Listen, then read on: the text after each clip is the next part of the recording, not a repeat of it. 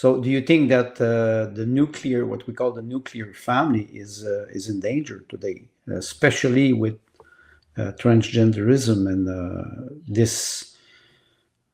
We can talk about children mutilation, sterilization. To it, it is part of it. What's the policy behind that for the People's Party? Yeah, let's. I'll bring it back to education, but I just want to keep painting this picture.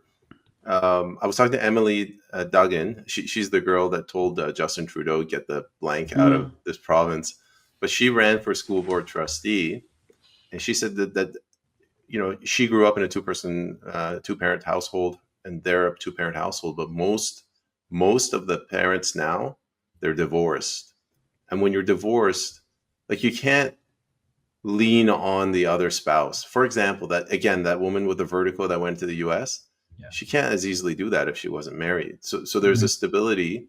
And if you break up the family unit, whether, Tim, as you mentioned, it's through the economy or whether it's through feminism or cultural issues, it puts pressure on the students and the kids.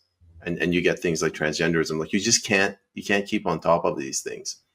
Now, with education, now I'm talking about my personal belief. I've seen this over the last 35 years where power has drifted from the communities to the province. And this is not some vague thing. It's done through tax dollars. So we all know about that train that they're trying to build between Toronto and Montreal.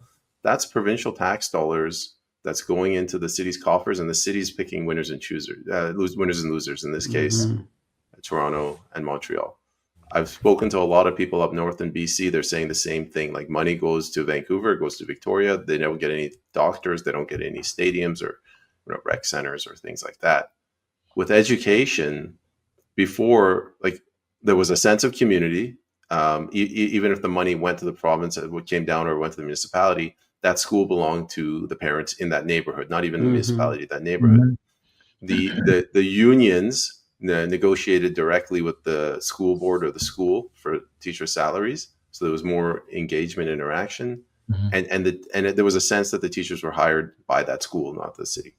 Now the money is going to the province, and it comes back, but with restrictions. So those restrictions are what you mentioned, Sogi. So your question is, and I'll answer this and I'll stop now there. What can the People's Party do about it?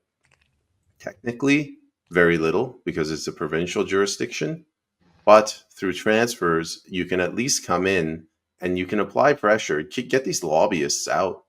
They're going into these schools and they are intimidating the teachers, and the teachers can't deal with this stuff. Look at the police. The police can't deal with the politicization. They're the toughest people in society.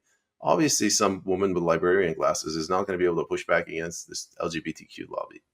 So that's where I see the People's Party being. So federally, it is difficult, but like you said, and Tim mentioned it often, we have to work locally